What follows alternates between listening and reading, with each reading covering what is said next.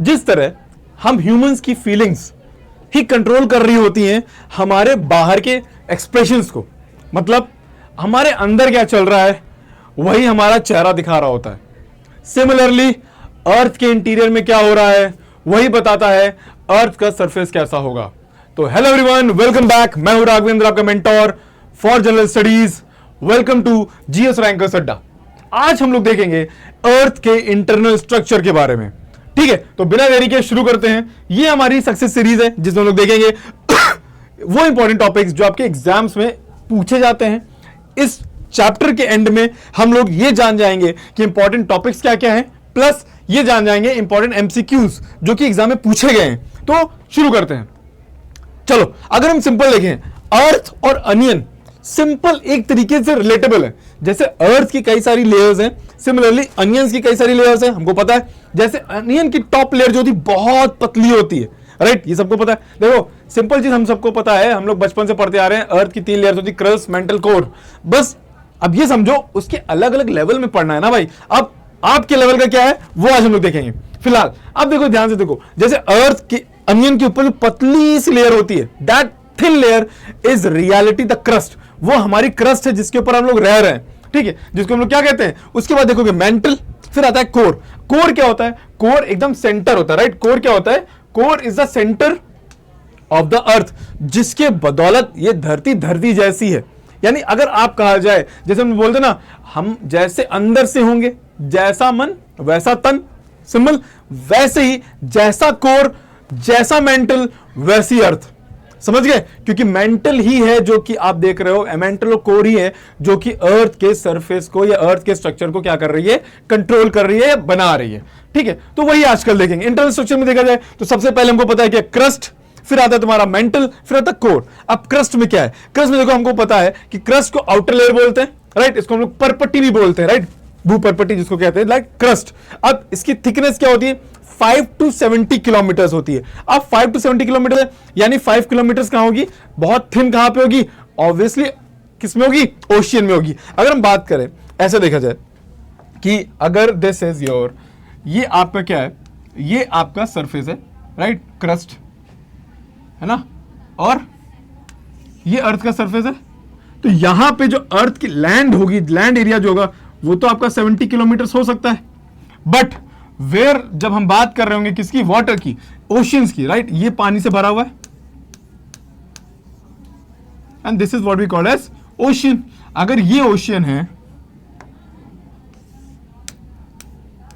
अगर ये ओशियन है, राइट, तो ये जो आपकी नीचे वाली लेयर होगी वो क्या होगी?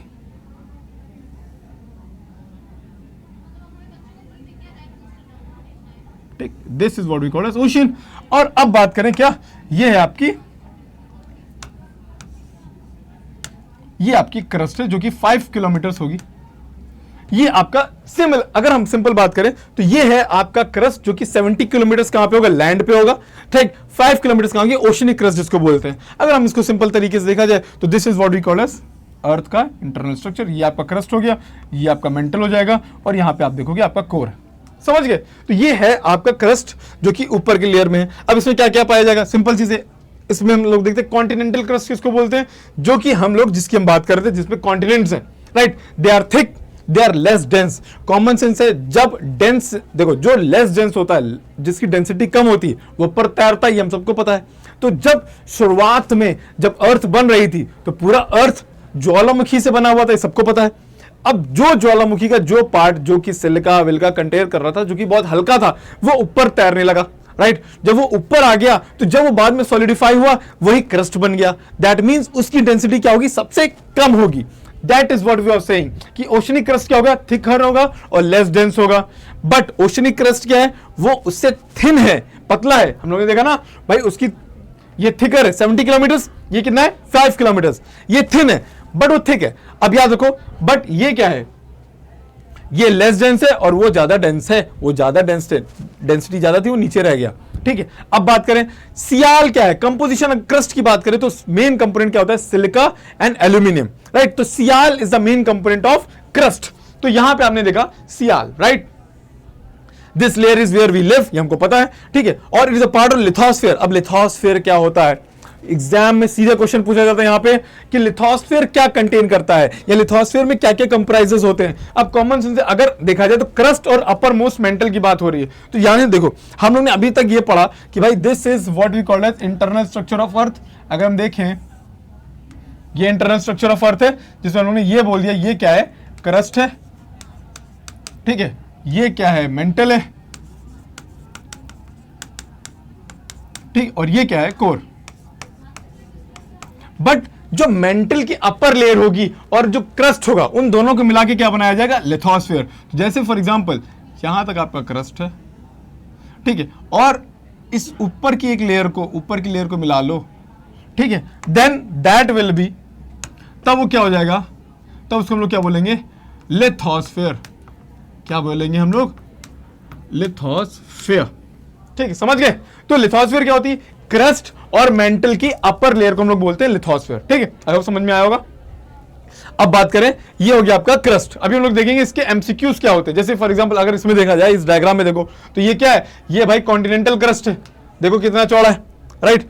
और वहीं पे देखोगे वो आपका क्या है, ये है आपका ओशनिक क्रस्ट जो कि छोटा है, राइट। यहां पे क्या है, सिर्फ 5 किलोमीटर। तो ये हो गया आपका क्रस्ट। अब आगे बढ़ते हैं, आगे बढ़ेंगे तो हम लोग देखेंगे what do you mean by mental. Mental क्या है, ये मिडिल लेयर होती है, राइट। इसकी थिकनेस कितनी है, ओके, यहां पे क्या लिखा है 2900 किलोमीटर, ठीक है। ये इसकी क्या है, ये इसकी लेंथ है, मतलब कि इसकी क्या है, थिकनेस है। तो अगर बात करें ऊपर के क्रस्ट को हटा दे तो थिकनेस की मेजर पोर्शन जो अर्थ के इंटीरियर का पार्ट है वो कौन कंप्राइज करता है, आपका मेंटल। ठीक है, तो ध्यान दो, क्रस्ट, मेंटल, कोर। ठीक, तो मेंटल का पार्ट क्या होगा, ज्यादा होगा, 2900 किलोमीटर। इसमें मेन क्या है, सिलिका और साथ में मैग्नीशियम है, इसलिए हम लोग क्या बोलते हैं, सीमा। अब याद रखो, दो चीजें याद रखना, दो चीजें आएंगी एग्जाम में, सियाल क्या है और सीमा क्या है। अब सियाल अर्थ में क्रस्ट का, मेंटल का, कोर का पार्ट होता है, ये पूछ सकते हैं। सीमा किसका पार्ट है, तो आपको पता होना चाहिए, ऊपर वाली जो लेयर है दैट इज सियाल। ठीक है, एल्यूमिनियम सबसे ज्यादा पाया जाता है क्रस्ट में हमारे पास, राइट। और जैसे नीचे जाओगे, मेंटल में आओगे, आपको मैग्नीशियम मिलना शुरू हो जाएगा, then that will be sima, silica plus magnesium. समझ गए, सियाल और सीमा में कंफ्यूज मत होना, ऊपर की लेयर सियाल है, फिर नीचे सीमा, बस याद रखना। सीमा कहां पे, मेंटल। अब इसको याद करने का तरीका क्या है, मेंटल का MA, ठीक है, और सीमा का MA दोनों मैच कर गए तो मेंटल में ही सीमा है, ऐसे याद कर लोगे। ठीक है, मेंटल में ही सीमा है और दूसरा क्या बचा, sial. Sial will be upper part, that will be crust. समझ गए, ओके। अगर बात करें, अब देखो इसमें कई सारे पार्ट है, सब डिवीजन कर दिए गए हैं इसमें।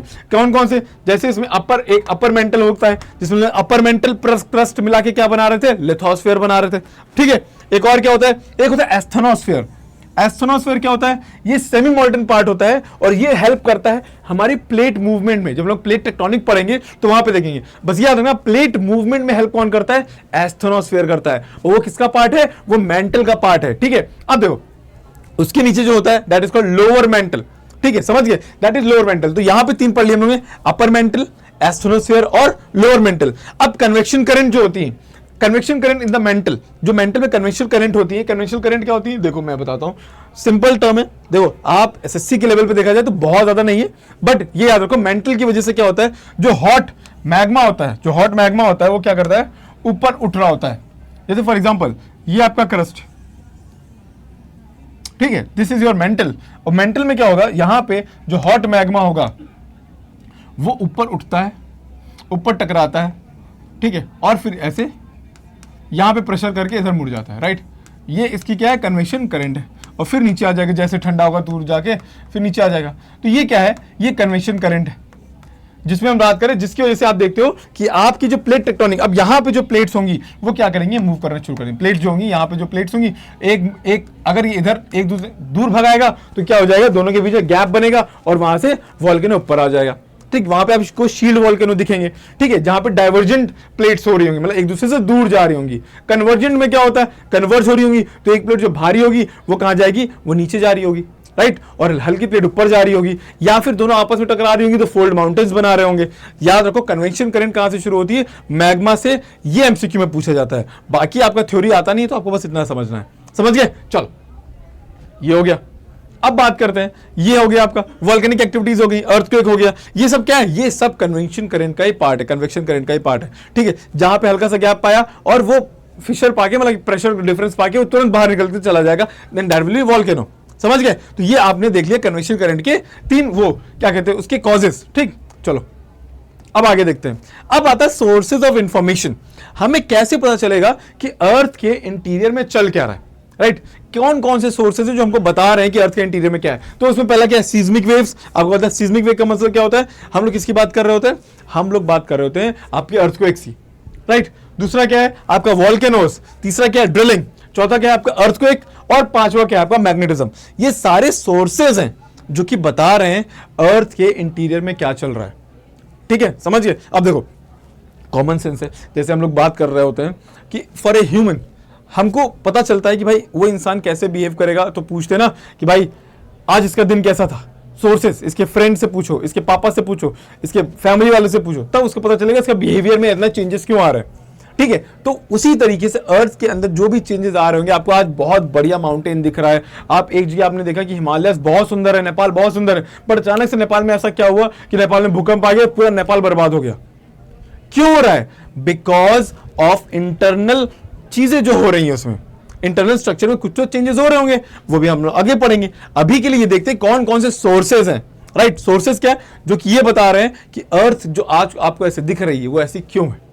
ठीक है, अब सीज्मिक वेव की बात करें। सीज्मिक वेव का मतलब होता है आपकी अर्थक्वेक, राइट? अब अर्थक्वेक के साथ क्या है? जब हमको पता है कि जब अर्थक्वेक आता है तो उसमें वेव्स बनती है।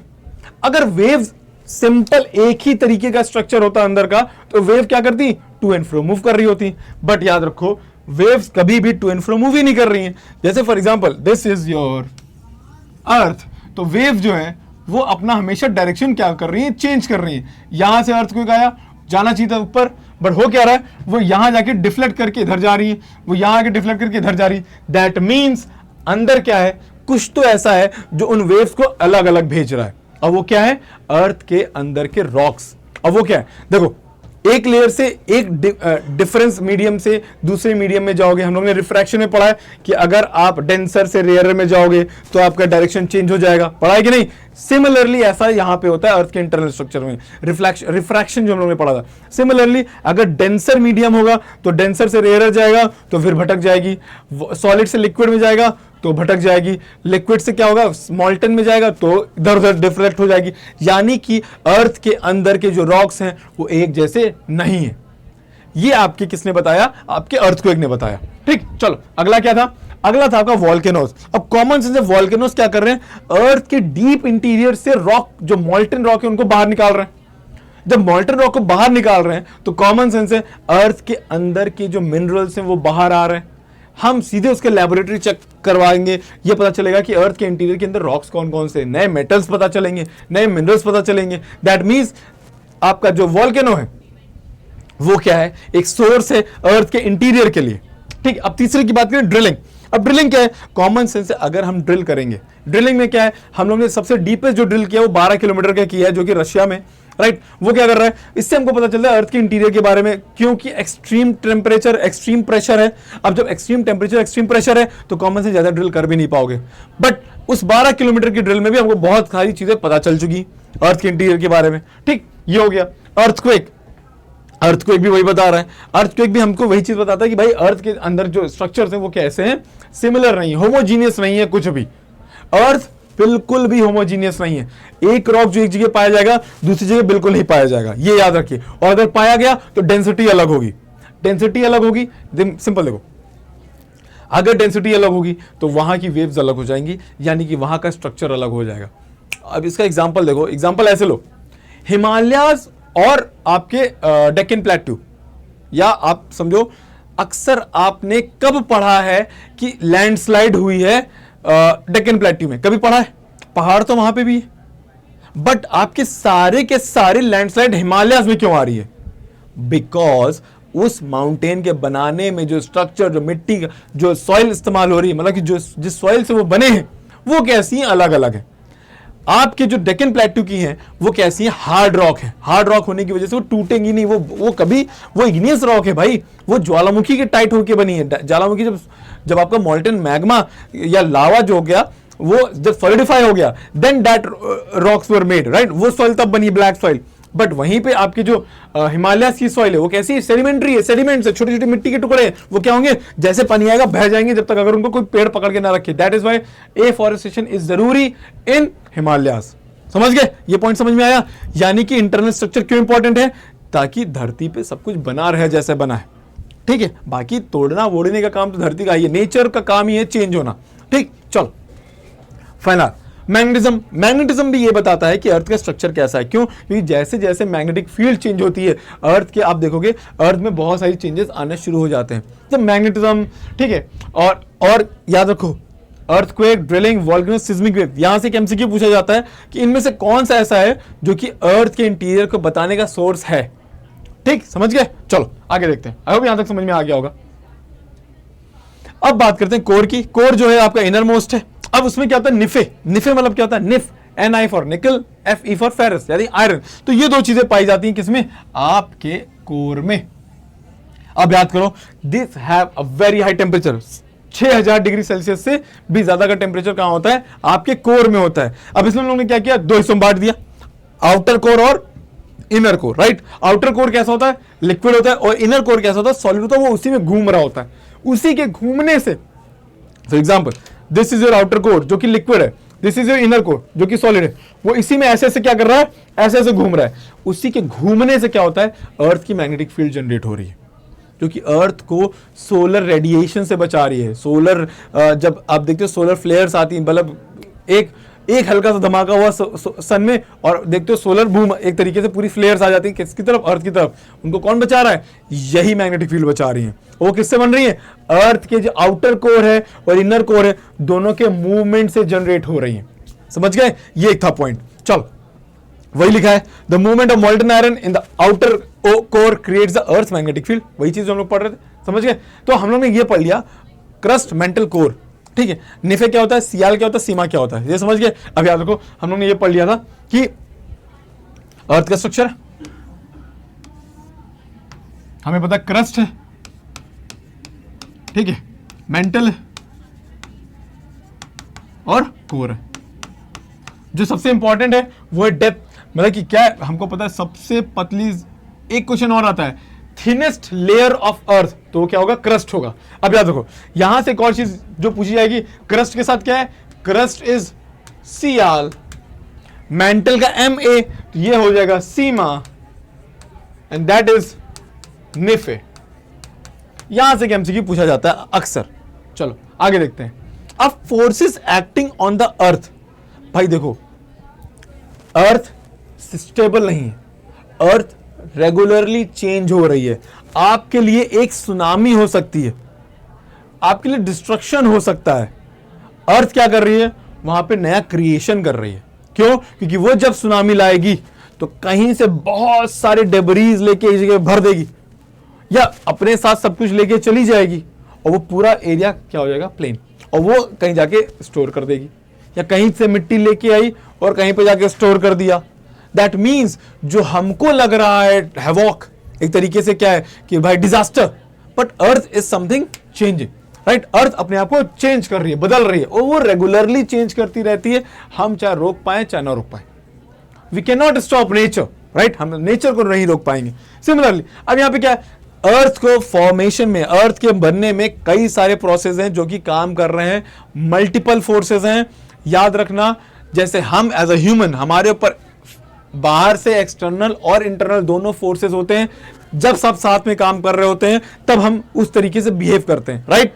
सिमिलरली अर्थ के साथ भी यही है, बाहर से भी प्रेशर, अंदर से भी प्रेशर। जब दोनों प्रेशर साथ में काम करते हैं तब अर्थ के ऊपर नए नए स्ट्रक्चर्स बनना शुरू हो जाते हैं। जैसे अर्थ के नीचे से बहुत हीट निकल रही है, बहुत हीट निकलना चाह रही है, कैसे निकलेगी, जियोथर्मल एनर्जी, नहीं निकल पाई तो हल्का सा क्रैक होगा, वहां से क्या निकल जाएगा, मैग्मा निकल जाएगा। सिंपल चीज क्या है, दोनों तरफ से प्रेशर होगा। अब ऊपर से क्या प्रेशर आएगा, ऊपर से पानी का प्रेशर है भाई, इतना पानी प्रेशर करेगा कि जो अर्थ नीचे से बना रही होगी वो ऊपर से पानी उसको वॉश अवे कर जाएगा, जो कि हम लोग पढ़ते हैं वेदरिंग में, राइट। वो भी अभी आएगा, अभी फिलहाल के लिए समझो। तो इसी को हम लोग क्या बोलते हैं, जियोमॉर्फिक प्रोसेस। जियोमॉर्फिक, जियोमॉर्फिक का मतलब, जियो मतलब अर्थ, मॉर्फिक का मतलब तो चेंज। अर्थ को चेंज करने के प्रोसेसेस को क्या बोलते हैं, जियोमॉर्फिक प्रोसेसेस। ये समझ में आया। देखो अब इसमें क्या क्या आता है, अब देखो सिंपल चीज क्या, वेदरिंग हो गया, रिवर इरोजन हो गया, ग्लेशियल इरोजन हो गया, मास वेस्टिंग हो गया, डिपोजिशन हो गया, विंड इरोजन हो गया, इरोजन हो गया। ये सब क्या है, ये आपके सारे जियोमॉर्फिक प्रोसेस हैं जो कि अर्थ के स्ट्रक्चर को चेंज कर रहे हैं। अब फॉर एग्जांपल आपको लगेगा कि भाई आप कहीं पे जा रहे हो और आपने देखा कि एक मिट्टी है जो एकदम वीरान है, कोई पेड़ नहीं, और एकदम ऐसा लग रहा है ये एकदम खराब हो चुकी है, राइट, कुछ नहीं बचा उसके पास। बट जैसे ये आपको लगेगा ये सिंपल पत्थर है, बट रियलिटी में क्या हो रहा है, बड़े पत्थर टूट रहे हैं छोटे पत्थर पे, वो उसको क्रैक कर रहे हैं, उसको पाउडर फॉर्म में बना रहे हैं और एक नई सॉइल बन रही है। भाई समझ रहे हो कि नहीं? तो वेदरिंग आपको लग सकता है कि भाई वहां का बहुत बुरा हाल है, but in reality nature is making something else, nature उसको कुछ और बना रही है। समझ गए, ये बात है। सिमिलरली इरोजन होता है, ठीक। ग्लेशियल इरोजन क्या होता है, आपको पता है कि भाई आप जाते हो हिमालय, मस्त घूम रहे होते हो, बट वहां पे जो ग्लेशियर्स हैं, ग्लेशियर्स को क्या बोलते हैं, they are slowly moving river of ice.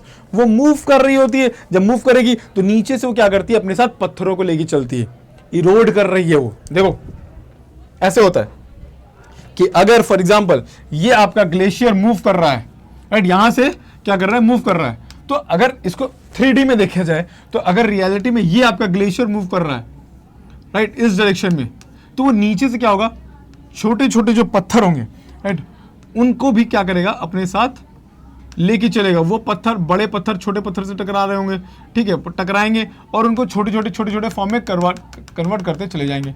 और अपने साथ साथ नहीं, ये जैसे ये मूव करेगा तो अपने इधर से भी इरोड करेगा, साइड से भी इरोड करेगा, हर तरफ से इरोड करेगा। तो ग्लेशियर इरोजन ऐसा होता है। तो अगर देखा जाए तो वैलीज ऐसी दिखती हैं, यहां से अगर ग्लेशियर निकला होगा तो ग्लेशियर ने यहां से भी इरोजन किया होगा, राइट, यहां से भी किया होगा और यहां से भी किया होगा, हर साइड से वो क्या करता है, इरोड करते हुए चलता है। दीज आर ग्लेशियल इरोजन्स, और इन्हें हम लोग क्या बोलते हैं, जियोमॉर्फिक प्रोसेसेस, जिनकी वजह से अर्थ के स्ट्रक्चर में चेंजेस आ रहे हैं। समझ गए? चलो ये पढ़ लिया हम लोगों ने। अब देखते हैं हम लोग क्या, व्हाट आर द फोर्सेस। अब आता है एंडोजेनेटिक फोर्सेस और एक्सोजेनेटिक फोर्सेस। नाम से पता चल रहा है एंडो, एंडो मतलब अंदर से, वो फोर्सेस जो धरती के अंदर से आ रहे होंगे और अर्थ के स्ट्रक्चर को क्या करेंगे, बदल देंगे, right, that is called endogenetic forces. Endogenetic forces ही सच मामले में रियल फोर्सेस हैं जो कि अर्थ को बना रहे हैं।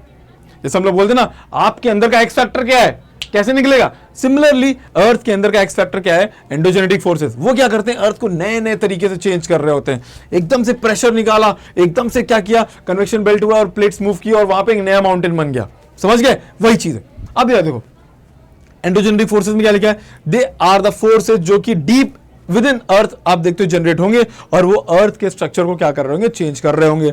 इसमें क्या क्या आता है, इसमें आप देखते हो लैंड अपलिफ्टमेंट, लैंड उठ गई, ठीक है, volcanism, faulting, folding, earthquake, earthquake आ गया, अर्थ के अंदर कुछ हुआ, अर्थक्वेक आ गया, राइट। फोल्डिंग, फॉल्टिंग क्या होता है, आप देखते हो कि भाई अर्थ के ये हो गई फोल्डिंग, राइट, इसको हम लोग फोल्डिंग बोलते हैं। अर्थ लेयर्स में फोल्ड होना शुरू हो जाती, क्यों, ये दोनों तरफ की प्लेट्स आपस में क्या कर रही होती है, टकरा रही होती, तो वो क्या करेंगे, फोल्ड बना लेंगी, ठीक है।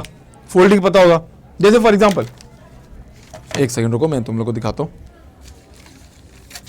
राइट, जैसे एक लेयर ये है, एक लेयर ये है, और ये क्या कर रही है, एक दूसरे को क्या करेगी, प्रेशर मारेगी। जब प्रेशर कर रही होगी एक दूसरे को तो ये क्या करेगी, एक तरीके का फोल्ड बनाना शुरू कर देगी। तो that is what we call a folding. समझ गए? तो दो प्लेट्स आपस में जब टकरा रही होंगी तो क्या करेंगी, फोल्ड बनाएंगे, और यही तरीका है इंडिया में हिमालयस बनने का, ठीक है। एक तरफ एशियन प्लेट, एक तरफ इंडियन प्लेट, दोनों आपस में टकरा रही हैं और टकराते हुए क्या कर रही हैं, माउंटेन्स बना रही हैं, और यही क्या है आपका यंग फोल्ड माउंटेन्स। समझ गए? क्यों? क्योंकि भाई ये क्या करेंगी, एक दूसरे को टक्कर देते हुए ऊपर उठ जाती है, और ये टक्कर देने की वजह से आज तक वहां पे क्या आ रहा है, आप देख रहे हो कि वॉल्केनो क्या कहते हैं, वो आ रहा है, अर्थक्वेक आ रहा है, ठीक, समझ गए? चलो ये हो गया आपके endogenetic forces. They are the land building, देखो क्या लिखा है, वो लैंड बिल्डिंग प्रोसेसेस हैं, और ये क्रूशियल रोल प्ले करते हैं अर्थ की क्रस्ट को बनने में। अर्थ का क्रस्ट जैसा भी है आज, वो सिर्फ और सिर्फ किसकी वजह से है, आपके एंडोजेनेटिक फोर्सेस की वजह से। समझिए, यहां तक समझ में आया? चलो आगे देखते हैं। फिर आता है अर्थक्वेक्स। अर्थक्वेक क्या है, आपको पता है, सडन ट्रेमर्स जो आपको एकदम से पूरी धरती हिला देते हैं, वो क्या है, अर्थक्वेक ही तो है। क्यों आता है, जब दो प्लेट्स आपस में टकरा रही होती तब भी अर्थक्वेक आ जाएगा, ठीक है। अब देखो यहां पे, या देखो ये है, जैसे फॉर एग्जांपल आपका स्ट्रक्चर, तो इस जगह पे अगर आपका अर्थक्वेक का मेन सेंटर जहां से आया होगा, राइट, तो यहां पे एक पॉइंट होगा, इसको हम लोग क्या बोलते हैं, एपी सेंटर बोलते हैं। ठीक है, एपी सेंटर क्या होता है, एक एपी सेंटर और एक हाइपोसेंटर, दो पॉइंट्स होते हैं जो कि एग्जाम में पूछे जाते हैं और अक्सर लोग कंफ्यूज हो जाते हैं एपी सेंटर और हाइपोसेंटर में। वो अभी आपका क्लियर कर दे रहे हैं। क्या होता है एपी सेंटर? देखो, एपी सेंटर वो सेंटर होता है, वो पॉइंट होता है जो सबसे पहले सरफेस पे आपको अर्थक्वेक फील हुआ, that is called AP centre. और हाइपोसेंटर क्या होता है? वो सेंटर होता है जिसको हम लोग फोकस बोलते हैं, पॉइंट ऑफ अर्थक्वेक ओरिजिन। मतलब अर्थक्वेक के ओरिजिन में जो होगा पॉइंट, उसी को हम लोग क्या बोलेंगे, आपका हाइपोसेंटर, राइट। देखो ध्यान से देखो, अगर हम लोग इसको इस मैप में देखें या ऐसे देखा जाए, ये आपका अर्थ है, ठीक है, यहां पे एक अर्थक्वेक का पॉइंट है, तो इसको हम लोग क्या बोलेंगे, फोकस। ये आपका फोकस है। बट ये इसकी लेयर्स जब फ्लो करते हुए ऊपर पहुंचेंगी, राइट, फ्लो करते हुए ऊपर पहुंचेंगी, तो सबसे पहला पॉइंट जो होगा जहां पे अर्थक्वेक फील होगा, that will be your AP centre. That will be your AP centre. समझ गए? ये आपका एपी सेंटर होगा। तो यही चीज है, ये इंपॉर्टेंट है। यहां से पूछा जाता है क्वेश्चन कि फोकस क्या होता है, हाइपोसेंटर जिसको बोलते हैं, और एपी सेंटर क्या होता है। दोनों में हमेशा कंफ्यूज होते हो, आज के बाद कंफ्यूजन नहीं होना चाहिए। फोकस कहां होता है? याद रखो, आपके मन में। मन मतलब अंदर का पार्ट, अंदर मतलब इंटीरियर, अर्थ के इंटीरियर में जहां से आपका अर्थक्वेक निकल रहा होगा, that will be your focus. ठीक है, और सबसे पहले जब पॉइंट जहां पे आएगा, that will B AP centre, जहां पे सबसे पहले आपको अर्थक्वेक फील होगा। चलो, अब आता है एक्सोजेनिक फोर्सेस। एक्सोजेनिक फोर्सेस क्या होते हैं? ये वो फोर्सेस होंगे जो कि बाहर से अर्थ के ऊपर क्या कर रहे होंगे, प्रेशर डाल रहे होंगे अर्थ के पूरे स्ट्रक्चर को चेंज करने के लिए। और इसमें दो लोग बहुत इंपॉर्टेंट रोल प्ले करते हैं, एक है सोलर एनर्जी, दूसरा ग्रेविटी। ये हमेशा रहेंगे और धरती को चेंज करते रहेंगे। याद रखना, ये दो लोग हैं, ये वो रिलेटिव्स हैं जो आपके ऊपर प्रेशर डालते रहेंगे और आप अपने आप को बदल रहे हो, राइट। कौन कौन से हैं? एक है सोलर एनर्जी। सोलर एनर्जी क्या करता है? सोलर एनर्जी सब कुछ कंट्रोल कर रहा है, बारिश, right, precipitation, condensation, run of, ये सब कौन कंट्रोल कर रहा है? आपका सोलर एनर्जी। क्यों? क्योंकि वो वाटर साइकिल को कंट्रोल कर रहा है। वाटर साइकिल क्या कर रही है? पानी आया, पानी आके इवेपोरेट हो गया, इवेपोरेट होकर वापस से बारिश हुई, that will be like running and running. एक पर्टिकुलर साइकिल चल रही है, बट उस साइकिल से क्या हो रहा है, जहां पे पानी गिर रहा है वहां से वो क्या कर रहा है, वेदरिंग कर रहा है। वो पानी अपने साथ उस मिट्टी को लेके कहीं और डिपॉजिट कर रहा है, फिर बारिश हुई, फिर कहीं और डिपॉजिट हो गया, उस जगह गड्ढा हो रहा है, उस जगह मिट्टी सारी स्टोर हो रही है। This is what we can say water cycle आपका एक्सोजेनिक फोर्सेस की तरह काम कर रही है। देखो कैसे, आई होप समझ में आ गया होगा, फिर भी देख लो। जैसे कि फॉर एग्जाम्पल ये एक पॉइंट है और ये एक पॉइंट है जो कि लो लैंड एरिया है। ये हाईलैंड एरिया, लो लैंड एरिया। यहां पे क्या होती है,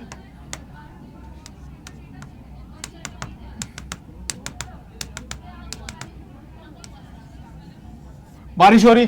जब यहां बारिश हो रही तो कॉमन सेंस यहां से क्या होगा, ये पानी बह बह के कहां जाएगा, नीचे जाएगा। एक रिवर के थ्रू कहां जा रहा है, नीचे जा रहा है। ठीक, अब देखो, जब यहां लगातार बारिश होगी तो विद टाइम यहां पे क्या होगा, विद टाइम ये स्ट्रक्चर कैसा बन जाएगा, ऐसा बन जाएगा। ये स्ट्रक्चर ऐसा बन जाएगा और ये जो वाटर था, जो वाटर फ्लो कर रहा था, अपने साथ ये सॉलिड पार्टिकल्स को क्या करेगा, इस लैंड पे कलेक्ट करना शुरू कर देगा और इसके ऊपर एक नई लेयर बननी शुरू हो जाएगी। ये है आपका क्या, वेदरिंग। यहां पे बारिश हो रही थी, यहां से पानी किधर गया, बहता रहा कुछ समय के लिए इस डायरेक्शन में, बट एक टाइम के बाद क्या हो जाएगा, वेदरिंग शुरू हो जाएगी। तो ये आपका एक्सोजेनिक फोर्सेस, समझ गए।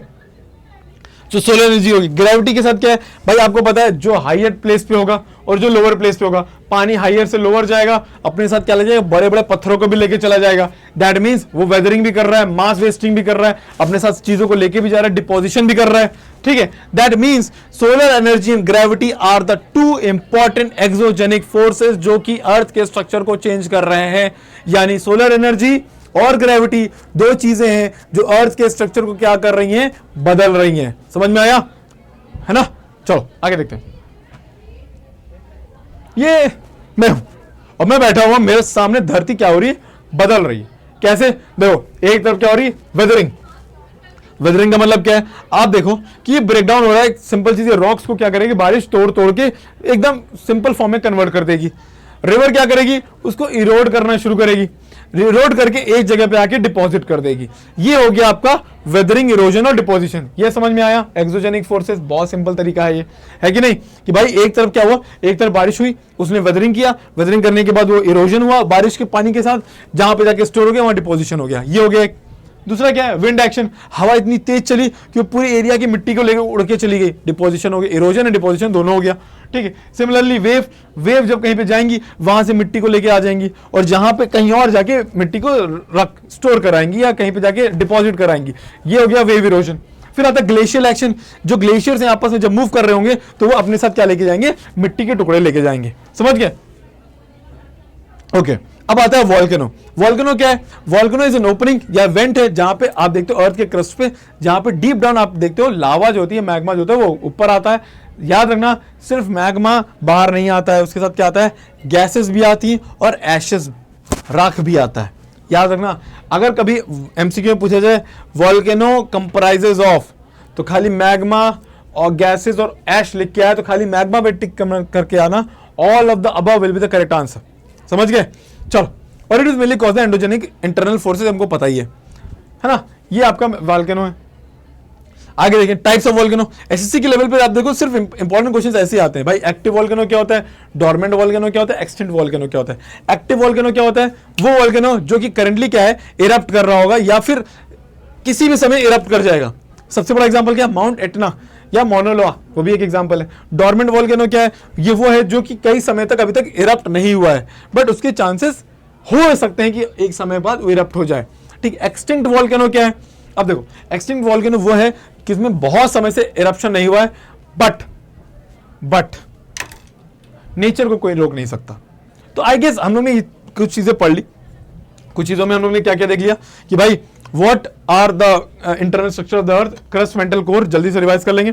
क्रस्ट मेंटल कोर देख लिया, फिर हमने ये देख लिया कि भाई वॉल्केनोस क्या होते हैं, एंडोजेनेटिक फोर्सेस क्या होते हैं, एक्सोजेनेटिक फोर्सेस क्या होते हैं। ठीक है, हम लोगों ने ये देख लिया। यहां से कोई भी क्वेश्चन अभी हम लोग जब बाद में करेंगे तो आपको समझ में आएगा कि भाई कोई क्वेश्चन आपका गलत नहीं होगा एग्जाम में, ये मेरी गारंटी है। ठीक है, चलो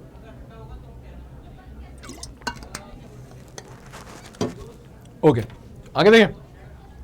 अब आता है थ्री टाइप्स ऑफ वोल्केनो, वही चीज active, dormant and extinct. Active जो हमेशा से अभी क्या है आप देखते हो उनमें इरप्शन हो रहा होगा।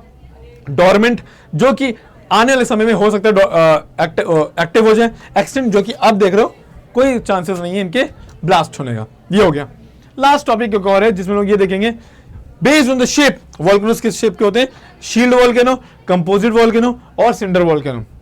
देखो इसको समझने के लिए सिंपल ये अगर हम लोग देखें, ओके यहां पे नहीं, शील्ड वोल्केनो के साथ क्या है, शील्ड वोल्केनो जो ये ब्रॉड और जेंटल होंगे, ये याद रखो इनमें जो वोल्केनो है इसमें जो लावा निकलता है एकदम बहुत सिंपल स्वीट, ऐसे बोलोगे कि भाई हल्का सा छेद था वहां से निकलना शुरू करके चला गया, that is called shield volcano. इसमें आपको देखोगे बहुत बड़े बड़े आपको ब्लास्ट नहीं दिखेंगे, ठीक है, और ये बहुत बड़े लेयर में आप देखते हो फ्लो कर रहा होता है। और देखो सिंपल इसमें जेंटल स्लोप होता है। इसमें सबसे बड़ा एग्जांपल क्या है, हमारा मोना लोआ और plus Deccan plateau. Shield volcano layers में, बहुत बड़ी बड़ी लेयर्स में क्या होगा, फैल जाएगा पानी, या वोल्केनो यानी मैग्मा। ठीक, चलो आगे देखते हैं कंपोजिट वोल्केनो। बहुत एक्सप्लोसिव होते हैं और इनमें स्टीप स्लोप होता है। एक बार फटा ठंडा हुआ, फिर फटा ठंडा हुआ, फिर फटा ठंडा हुआ, that means that is called composite volcano. इनको स्ट्रैटो वोल्केनो भी बोलते हैं। अब देखो क्या है, ये बहुत तेजी से एक्सप्लोसिव इरप्शन होता है, इसमें एकदम से आया ब्लास्ट कर गया सब कुछ, that is called composite volcano. फिर आता है सिंडर वोल्केनो, ये बहुत छोटे वोल्केनोस होते हैं, राइट। अब ये स्टीप मतलब कि इनकी हाइट भी होती है, बट जो सबसे बड़े वोल्केनोस जो होते हैं वो कौन से होते हैं, आपके कंपोजिट वोल्केनो, राइट। चलो अब कुछ इंपॉर्टेंट एमसीक्यूज देख लें, जैसे which layer of the earth is the thinnest. ये सब एग्जाम में पूछे गए क्वेश्चन है, कॉमन सेंस है। सबसे थिनेस्ट लेयर कौन सी है, हम लोग ने पढ़ा हुआ है, दैट इज क्रस्ट। ठीक, the earth core is mainly composed of, क्या होता है अर्थ का क्रस्ट किसमें होता है, हम लोग ने पढ़ा है सियाल, सीमा, आयरन, निकल, क्या है तो सियाल, ये हम लोग पढ़ चुके हैं, राइट। अगला क्वेश्चन, ठीक है, the mental lies between crust and core. ये भाई एसएससी के क्वेश्चन है, आप देख रहे हो हम जितना हम लोग ने पढ़ा that is up to the mark according to your syllabus, वो आपके सिलेबस के अकॉर्डिंग ही है और उसके क्वेश्चन ही आपको बोर्ड में मिलेंगे, सॉरी आपके एग्जाम में मिलेंगे। ठीक, चलो which layer is responsible for generating earth magnetic field, क्या कौन सी लेयर है, आउटर इनर कोर, भाई इनर कोर, राइट। चलो अगला question, the lithosphere consist of, lithosphere में क्या आता है, क्रस्ट और अपर मेंटल, ठीक, ये हम लोगों ने पढ़ा। जियोमॉर्फिक प्रोसेस क्या होते हैं, ये शेप अर्थ के सरफेस को चेंज कर रहे हैं, ये हो गया। फिर हम लोग कह रहे हैं कि which material is injected during the volcanic eruption. अब देखो ये क्वेश्चन आ गया कि नहीं, लावा, एश, गैसेस और ऑल ऑफ द अबव, ये सब आंसर होगा, ठीक। चलो, which is the largest active volcano in the world, आपको पता कौन सा है largest active volcano, that is मौना लोआ। चलो अगला क्वेश्चन देखते हैं, the which country has the highest number of volcanoes, बहुत इंपॉर्टेंट क्वेश्चन है, कई बार एसएससी में पूछा गया, और इसका आंसर क्या है, जापान, इंडोनेशिया, यूएसए और Italy. The answer is Indonesia, right. और अगला क्वेश्चन क्या है, which type of volcano has a gentle slope, अभी हम लोग ने पढ़ा जेंटल स्लोप किस में होता है, शील्ड वोल्केनो, ठीक है। आई होप आप लोग को यहां तक ये समझ में आ गया होगा।